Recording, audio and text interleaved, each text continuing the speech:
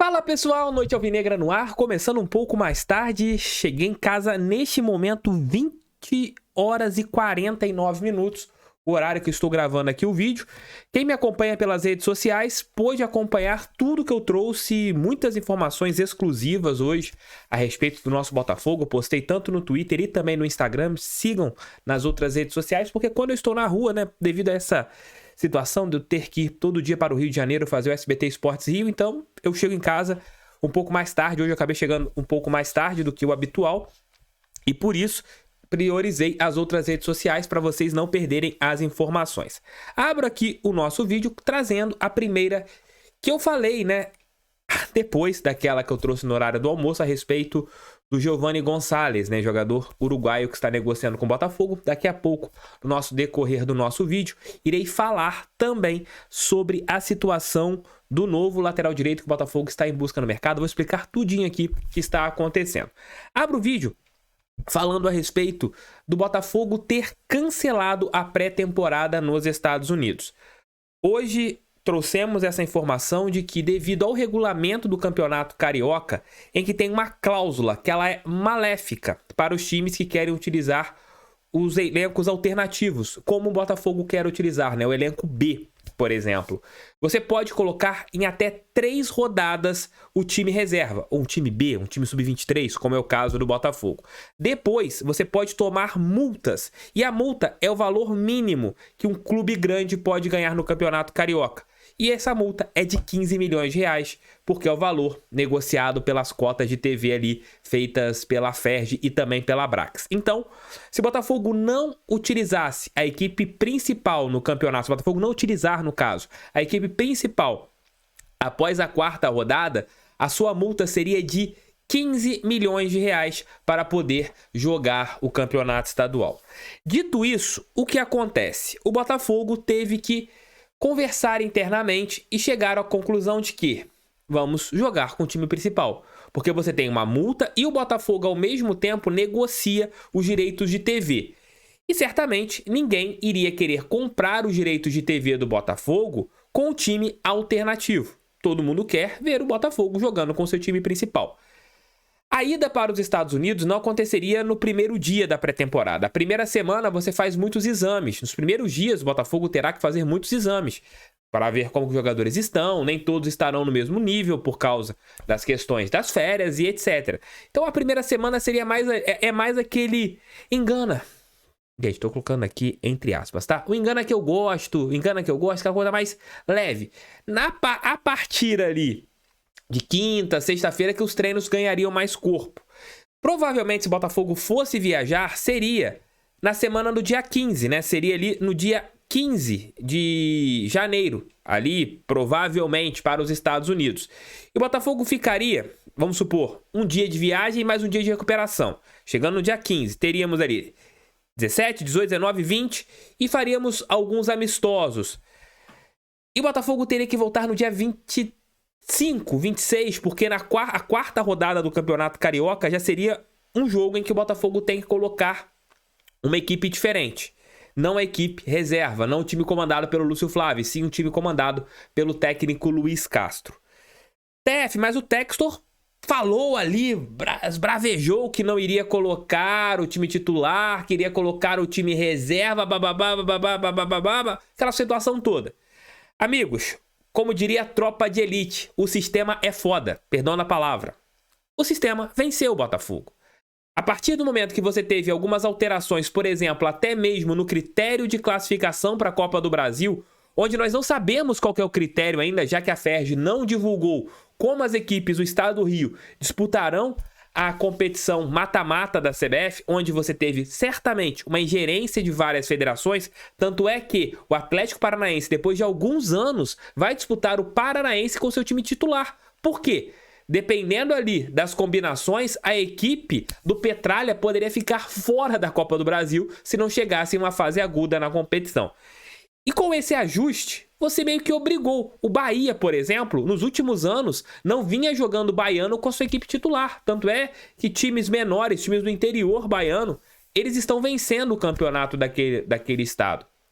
E a CBF, ela sentindo que as suas federações estaduais estavam perdendo força, o que ela fez? Opa, vou ajudá-los. E ajudou.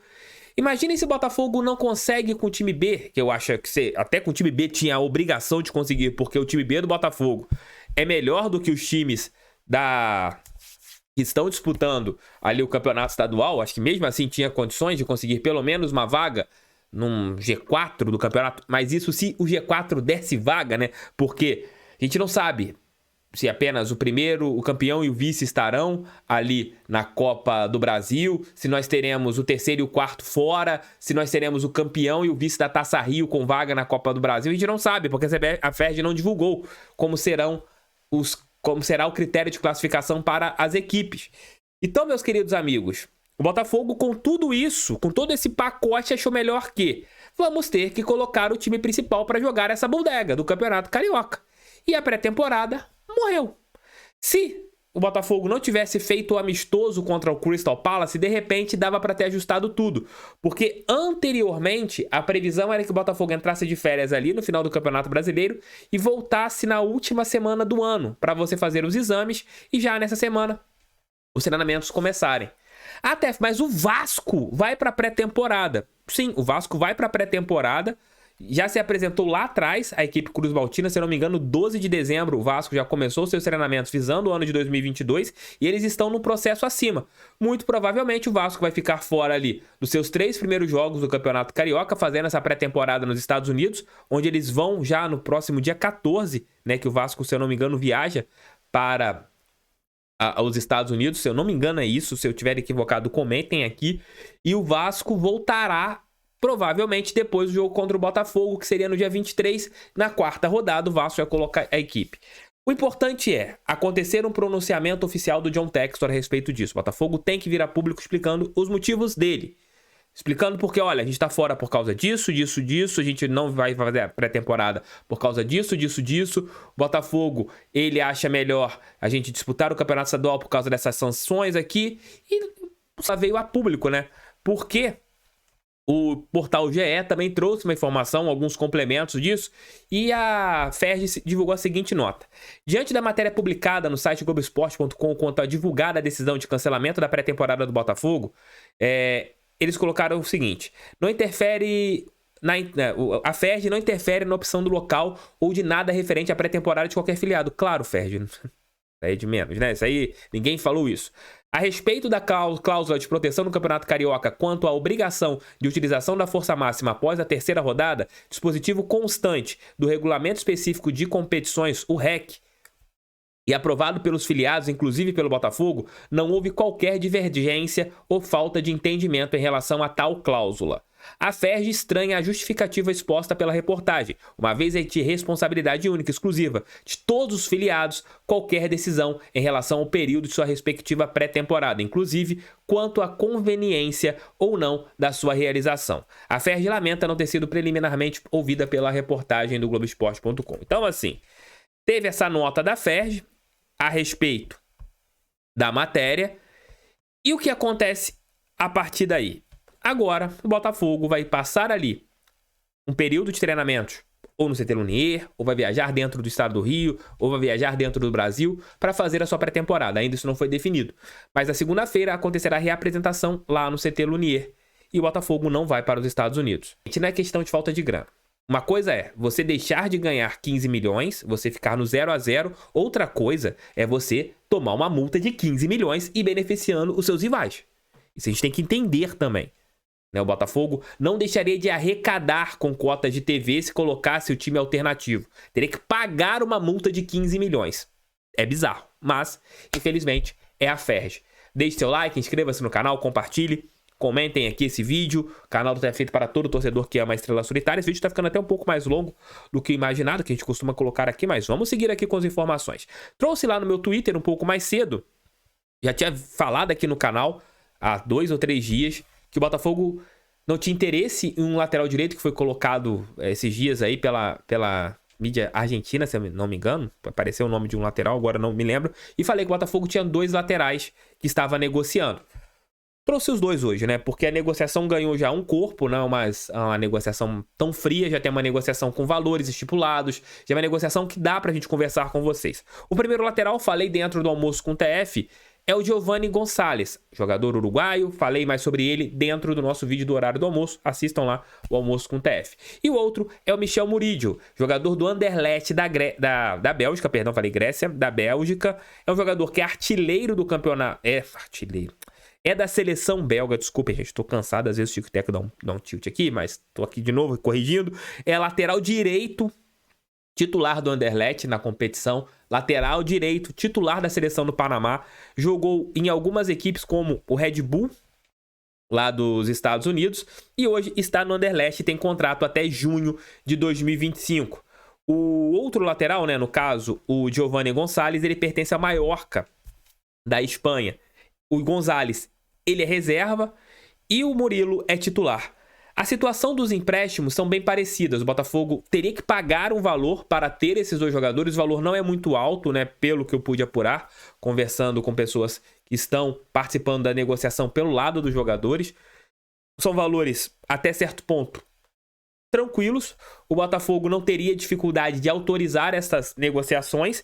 E você teria o passe fixado no final dos contratos de empréstimos. Até o Botafogo vai trazer os dois? Não. É o Murillo ou o Gonçalves. Aquele que a negociação andar primeiro, o Botafogo vai avançar para tentar fechar.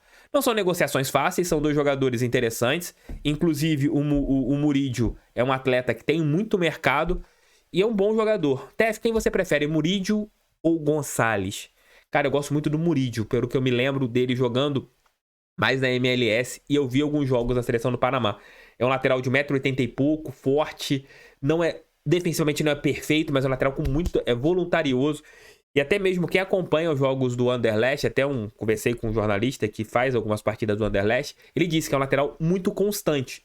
Não é aquele lateral nota 9, mas é um lateral que sempre se mantém ali 7, 6 vezes 7, 6 vezes 7, 7,5. Fica ali. É um lateral regular. E é uma boa aposta para o Botafogo ali para brigar pela titularidade com o Rafael, colocando assim, claro, o Daniel Borges virando a terceira opção.